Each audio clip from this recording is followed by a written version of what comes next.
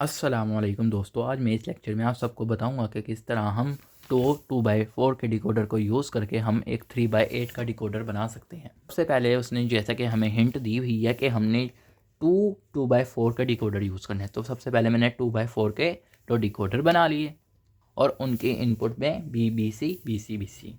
लेकिन अगर आप यहाँ पे देखें तो यहाँ पे मैंने लिखा है D0 D1 D2 D3 जो कि लॉजिकली ट्रू है, लेकिन अगर ये देखें D4 D5 D6 D7 लिखा है जो कि करेक्ट नहीं है। लेकिन ये आपको देखने में लग रहा है, लेकिन ये भी करेक्ट है। ये कैसे है ये भी आपको आगे जाके पता चल जाएगा। तो अगर आपको डिकोडर के बारे में नहीं पता कि डिकोडर क्या होते हैं तो डिस्क्रिप्शन में मैंने लिंक रखा हुआ, आप वहाँ से जाके देख सकते हैं। उसके बाद आप ये लेक्चर समझेंगे तो आपको ये लेक्चर समझने में आसानी रहेगी। मैंने यहाँ पर 2x4 डिकोडर के मुताबिक यहाँ पे इनकी आउटपुट लिख ली है जो कि BC हैं, तो इसके मुताबिक D0 जैसे होता है, D1 जैसे होता है, जैसे कि मैंने आपको डिकोडर वाले लेक्चर में समझाया। इसी तरह D4 देखें, D5 देखें, D6 देखें, D7, तो ये उसी तरह है। अब यहाँ पे देखें तो यहाँ पे जो है कोई फ़र्क नहीं है, लेकिन यहाँ पे मैंने एक स्पेस लिखी हुई है, यानी स्पेस लगाई हुई है। ये स्पेस इसी वजह से लगाई हुई है क्योंकि ये 3x8 का हम डिकोडर बना रहे हैं। तो 3x8 के डिकोडर में हमारे पास 3 वेरिएबल्स में आउटपुट आनी चाहिए, यानी कि 3 वेरिएबल इन्वॉल्व होने चाहिए। तो इस वजह से 2 वेरिएबल तो इन्वॉल्व हैं लेकिन एक वेरिएबल इन्वॉल्व नहीं है। इसी तरह यहाँ पे भी ऐसे ही है, यहाँ पे भी ऐसे ही है, यहाँ पे भी ऐसे ही है, इसी तरह यहाँ पर भी ऐसे ही है। और वैसे भी जैसा कि हम जानते हैं कि 4 से लेकर 7 तक जितने भी नंबर होते हैं उनमें हमें 3 बिट वेरिएबल ही यूज़ करना पड़ता है। तो इस वजह से यहाँ पे एक तो हम इस तरीके से भी स्पेस लगा सकते हैं, या हम जैसा कि हमें 3x8 का डिकोडर बनाना है तो उसमें भी हम कर सकते हैं, यानी कि वो लॉजिक भी यूज़ कर सकते हैं कि 3x8 का डिकोडर बनाना है तो इसके लिए भी हमारे आउटपुट में 3 वेरिएबल इन्वॉल्व होने चाहिए। तो लेकिन देखें हमारे पास जो रिक्वायर्ड इनपुट्स हैं अभी 2 हैं, यहाँ पे भी देख लें, यहाँ पे भी 2 हैं। तो फिर हम क्या करेंगे, हम एक और वेरिएबल लेंगे और इसको हम इसके साथ कनेक्ट करेंगे। मीन्स के ऐसे, अगर आप यहाँ पे देखें मैंने एक और तीसरा न्यू वेरिएबल जिसे मैंने ए कहा है, तो मैंने ए जो था उसको मैंने एक तो ए नोट किया, ए नोट को मैंने इससे कनेक्ट कर दिया इनेबल इनपुट के तौर पे, और इसी तरह ए वाले को मैंने इससे कनेक्ट कर दिया इनेबल इनपुट के तौर पर। अब ये देखेंगे जो ए नोट है ये भी इन्हीं की तरह, जिस तरह ये इनपुट है ये भी ए नोट जो है इनेबल इनपुट की तरह, इस पर भी ए नोट इसी तरह जिस तरह ये इनपुट बिहेव करेंगे इसी तरह ये इनपुट भी बिहेव करेंगी।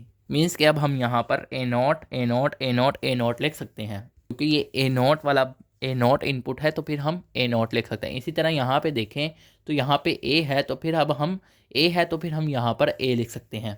तो अगर आप इनको गौर से देखें तो जब हमने 3x8 का डिकोडर बनाया था तो उसमें भी ये इनपुट इसी तरह आ रही, D0 ये आ रहा था, D1 ये आ रहा था, D2 ये आ रहा था, D3 ये आ रहा था, D4 ये आ रहा था, D5 ये आ रहा था, D6 ये, D7 ये।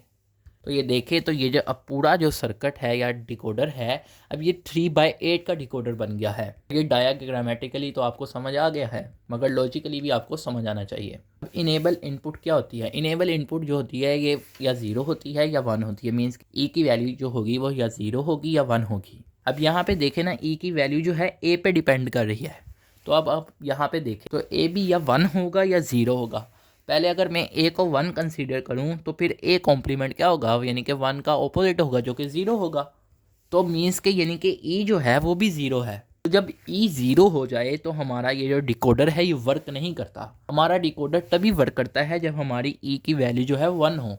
ई की वैल्यू 0 है तो इसका मतलब है ये डिसेबल हो गया है डिकोडर, मीन्स के ये वर्क नहीं करेगा। इसी तरह अगर हम देखें अब यहाँ पे ए तो 1 ही है, तो अगर हम ये देखें ये जो इनेबल इनपुट है यहाँ पर 1 है, तो ये देखें अब ये जो ई जो है इनेबल इनपुट 1 है तो ये वर्क करेगा। तो ये जो डिकोडर है हमारा वर्क करेगा। मीन्स के एट अ टाइम जो है हमारा एक डिकोडर वर्क करेगा। अगर मैं ए की वैल्यू को 0 कर दूं तो ए कॉम्प्लीमेंट क्या होगा, ये 1 होगा और हमारा यानी कि ई भी 1 हो जाएगा। तो फिर ये क्या होगा, ये वर्क करेगा। और ये 0 है तो ये अब यहाँ पे ई जो है ये 0 है, तो मीन्स के फिर ये डोंट वर्क, यानी कि एक टाइम पे सिर्फ एक ही डिकोडर जो है वो 2x4 का वर्क करेगा। मैं आपको इसकी मज़ीद क्लैरिफिकेशन के लिए इसकी कॉम्बिनेशन डायग्राम बनाता हूँ।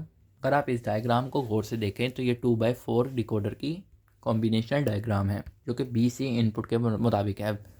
हमने तो 3x8 डिकोडर की प्रूफ करनी है ना, फिर हमें एक और तीसरा वेरिएबल चाहिए जिसको हम ए लिखें। ए के मतलब, तो अगर आप ये देखें तो यही जो जिस तरह ये इनपुट है, ये वाली इनपुट है, ये भी यही वाली है, ये वाली इनपुट बनाई है, इसी तरह ये वाली बनाई है, इसी तरह ये वाली है तो ये वाली है, इसी तरह ये वाली है, ये वाली है। ये क्यों बनाई है, इसकी वजह यह है कि हमने एक दफ़ा जितने भी ये चारों सर्किट हैं इनको हमने एक दफ़ा ए कॉम्प्लीमेंट से जोड़ना है, एक दफ़ा इन्हीं चारों सर्किट को हमने ए से जोड़ना है। इस वजह से ये मैंने बनाया है, यानी 2 टाइम्स बनाए हैं। एक दफ़ा ए कॉम्प्लीमेंट से सारे जोड़ देते हैं और एक दफ़ा ए से जोड़ देते हैं। तो अगर आप ये गौर करें तो ये मैंने देखा तो एक दफ़ा चारों लाइंस को मैंने ए कॉम्प्लीमेंट वाले से जोड़ दिया और एक दफ़ा चारों लाइनों को ए से जोड़ दिया। अगर हम ये देखें तो फिर ये हमारा जो है, अगर हम देखें जिस तरह लास्ट लेक्चर में समझाया, तो ये D4 D5 D6 D7 बन जाएगा। तो अगर मैं इनको 0 1 की वैल्यूज़ के मुताबिक लिखूँ, अगर 0 का हम देखें बाइनरी में क्या लिखते हैं, 000 लिखते हैं और फिर 000 को APC के मुताबिक किस तरह शो करते हैं, A complement B complement C complement, जो कि मैंने सारा लास्ट लेक्चर में समझाया है। तो ये तो आपको समझ आ जाती है कि इसके मुताबिक ये ऐसे आ रहा है।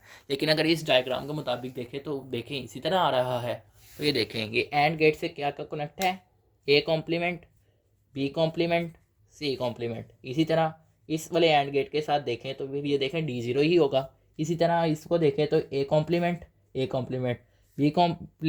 कॉम्प्लीमेंट, इसी तरह सी तो सी, इसी तरह यहाँ पे देखें, इसी तरह ये सब में देखें तो ये सारा कुछ ऐसे। तो हमने इस तरह एक तो दूसरे तरीके से भी यहाँ पे साबित करके बता दिया कि किस तरह हम डेसिमल से बाइनरी में लिखें तो ये इस तरह लिखते हैं, और दूसरा ये वायर्स के ज़रिए भी कनेक्ट करके आपको बता दिया इस तरह हम ये लिखते हैं। तो देखा कि ये साबित हो गया कि ये जो चीज़ है ये ट्रू है।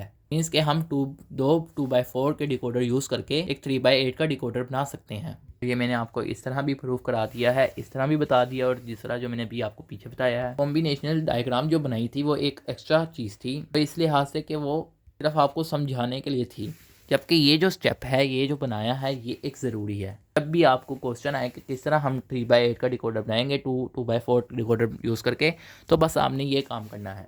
अगर कॉम्बिनेशनल डायग्राम का कहा जाएगा तो करनी है, अदरवाइज़ आपको करने की ज़रूरत नहीं है। आपको बस यहाँ तक करेंगे तो ये हो जाएगा। है कि यहाँ पर चाहे ए की वैल्यू यहाँ पे 0 हो या 1 हो, जो मर्ज़ी हो, वट ये जो डिकोडर है ये हमेशा 3x8 डिकोडर की तरह काम करेगा अगर ये आपने इसी तरह डिज़ाइन किया है। उम्मीद है कि आपको ये लेक्चर समझ आ गया होगा। उसके अलावा आप सबको मज़ीद बेहतर समझने के लिए चाहिए कि जैसे जैसे मैं आपको करा रहा हूँ आपने भी साथ साथ आप पेन के साथ उसकी प्रैक्टिस, जैसे मैंने यहाँ पे लिखा है आप उसी तरह उसके मुताबिक प्रैक्टिस करेंगे, और साथ साथ जिस तरह समझी जा रहे हैं उसी तरह प्रैक्टिस करें तो आपको ज़्यादा अच्छी समझ आएगी। आप सब दोस्तों का लेक्चर सुनने का शुक्रिया।